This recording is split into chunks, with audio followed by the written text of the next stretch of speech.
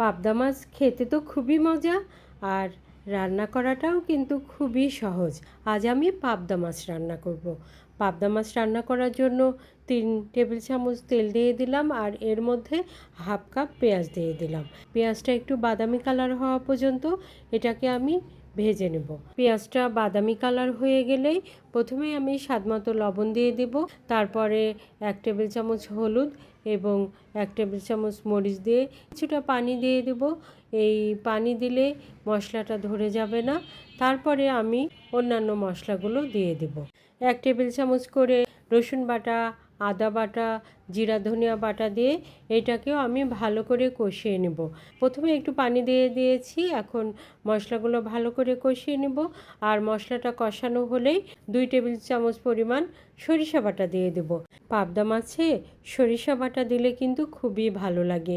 এই সরিষা পাবদা খেতে খুবই মজা।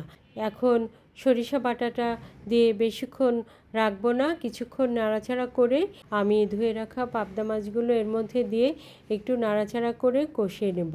এই প্রথমেই পানি দিলে কিন্তু পাবদা মাছের ভেতরে মশলাটা যাবে না। মশলাটা ভালো করে পাবদা মাছের সঙ্গে কষিয়ে নিয়ে তারপরে 1 কাপ পানি দিয়ে দেব।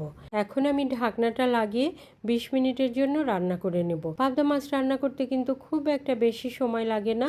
এই তো আমার পাবদা মাছ প্রায় রান্না হয়ে গেছে। এখন কয়েকটা কাঁচামরিচ দিয়ে দেব, কিছু ধনিয়া পাতা দিয়ে দেব, তাহলে আমার পাবদা মাছ খাওয়ার জন্য রেডি।